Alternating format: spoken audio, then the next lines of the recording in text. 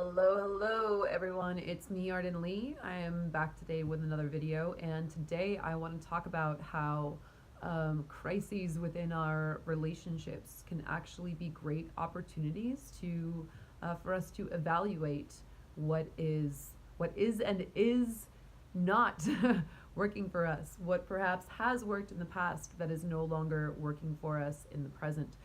So before I get into that topic, I would love. Hi, Virgil. Virgil's in the corner of the screen right there. He's my assistant, by the way. Oh, that was a beautiful yawn. Yes, you did that very well. So before I get into today's topic, I would love to invite you to check out the description box where I have a link to my course, The Repatterning Project, to a free PDF guide about the repatterning project. And what we do there is it's an 8-week container where we dive in, we look at all of our patterns and habits, and we bring everything up for examination.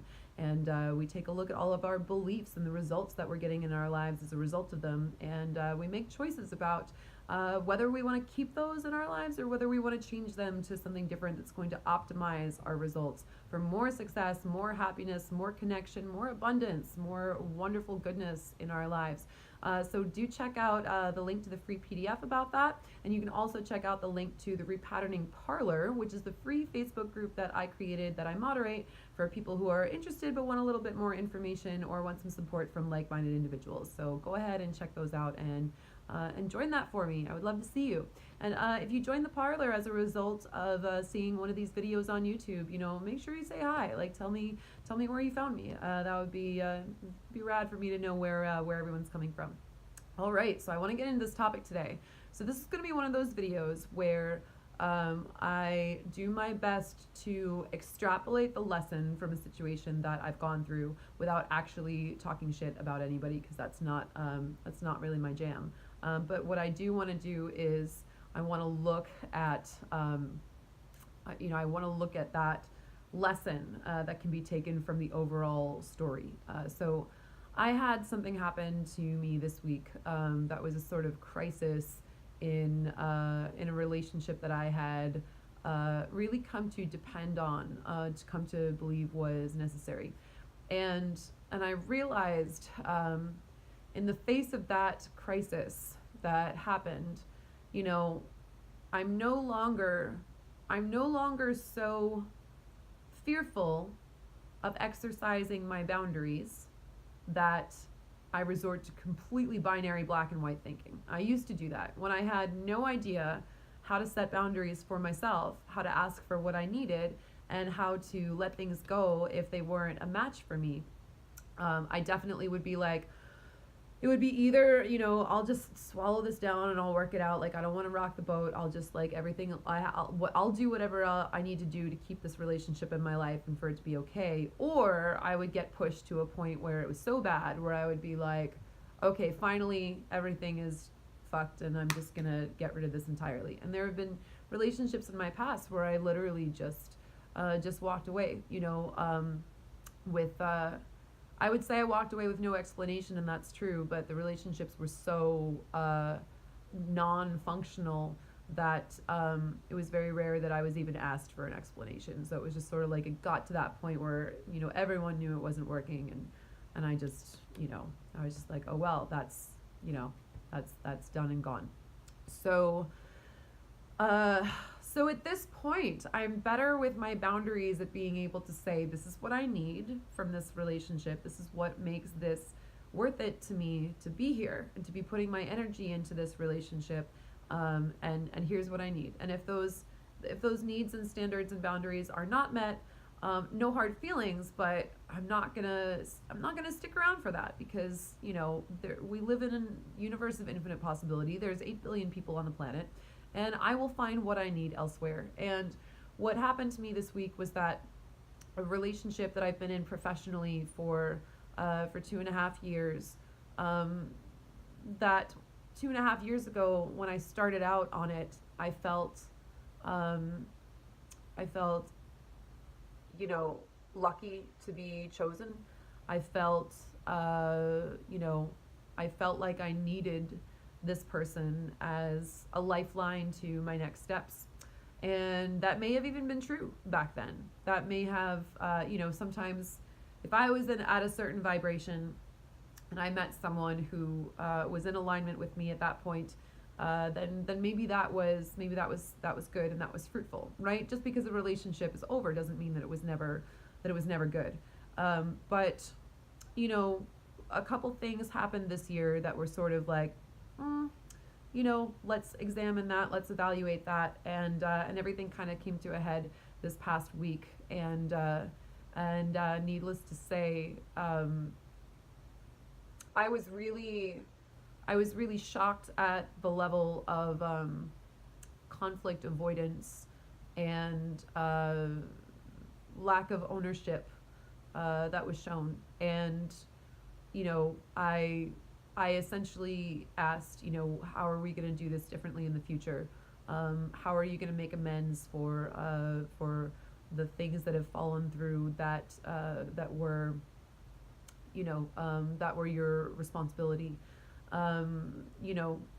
Especially since this was a paid relationship. This was someone that that I was paying a retainer to, and with faith that everything would, that my investing in that would,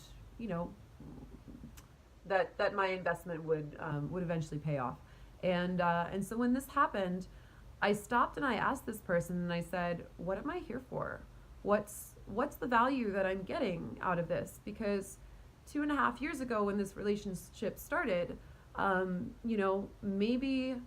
maybe I've just been maintaining this relationship because I felt like I needed you somehow to maybe to legitimize me as an artist, and but quite frankly, I've grown as an artist over the past 2.5 years a great deal. Maybe I have more confidence in myself now. So I asked this person, I said, can you tell me what you're really bringing to the table? And they didn't have a really great answer for me at the moment. So I said, all right, we're going to put this relationship on hold. Again, this is not personal. It's like no hard feelings. I have no need or desire to to just completely cancel people the way that I used to when I didn't feel as safe. But I certainly did put a stop to the flow of energy as it was going currently. And I said, let's reevaluate this in several months' time. Feel free to reach out to me at any point if you feel like you can pitch me from a place of, from the drawing board, from a place of scratch, and pretend that I'm not your client at all, and then come to me and say, hey, here's what I can offer you for this amount that you're paying me to be on retainer or whatever. Because right now I don't really know what value I'm getting anymore. So I had that conversation, and I'm sure for it wasn't the most pleasant conversation for either of us to have. We all want to be in that connection and that flow. Endings are never as fun as beginnings. But if you can see an ending of a relationship that is no longer serving you, whether it's, a personal relationship, a friendship, a romantic relationship, a professional relationship, a creative relationship, whatever it happens to be, if you can look at that opportunity of that ending happening in service to you, so that you create space to call in something that is in alignment with you now, that's going to be so much better. And this crisis that I had to manage this past week, it's going to be fine. It was difficult and it was triggering for me at the time, but it's going to work out. And I'm looking at this now as a blessing in disguise, because I've been able to reach out to some friends of mine who have seen the ways that I have grown as an artist in the last, especially this last year, who now are willing to give me some of their time and at least conversation to give me their their advice, because they see that I'm serious about being a self-starter, that I'm serious about the work that I'm putting out there. I'm not just asking for people for help out of the blue without having done any of the work. I have a specific gap that I need to fill now. And because they see me and they see the efforts that I put into myself, they've very generously been willing to either hop on some conversations with me, or say, hey, I'll keep you in mind. Let me see what I can do for you. If there's anything, if there's anything that feels like it's in alignment, I'll keep that in my mind, so I can make that connection for you if it comes your way. So ultimately, we we feel so much fear around conflict in our relationships, no matter what kind of relationships they are. But conflict is such a beautiful point for us to actually evaluate whether something is working for us or not.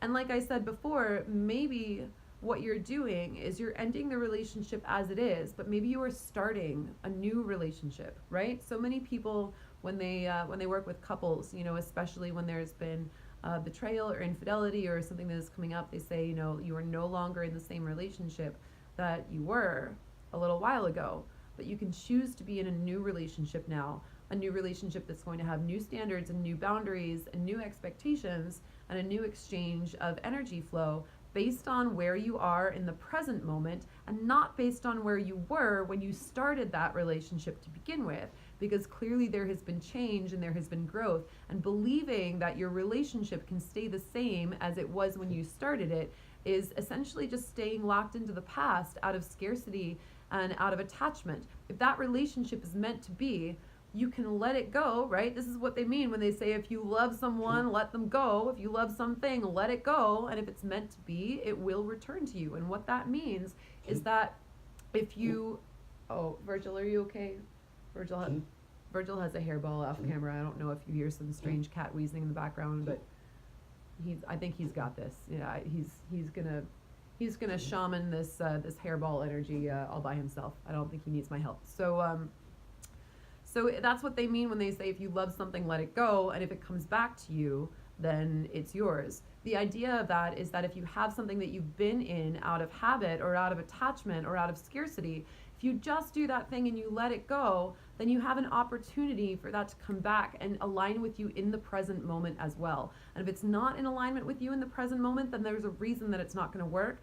And you get to create that space. You get to create that new space of emptiness. Remember, the universe hates a vacuum. So the thing that is going to be right for you, whatever it is going to come into alignment as long as you release that attachment and you stay true to yourself and you work on calling in the things that are right for you. So thank you guys for listening. I just hope I hope you can understand, as difficult and as triggering as conflict can be. I hope I've sufficiently conveyed the ways that it can open up opportunities for us to examine all of our relationships and whether they're actually continuing to serve us in the present moment or not. So thank you for listening today. Do go check out those links. The Repatterning Parlor on Facebook is my free group. Come and join us, and check out that PDF guide to the Repatterning Project as well that you can download for free on my site, because I'd love to work with you. Let's hang. All right. Thank you so much. I'll see you in the next video.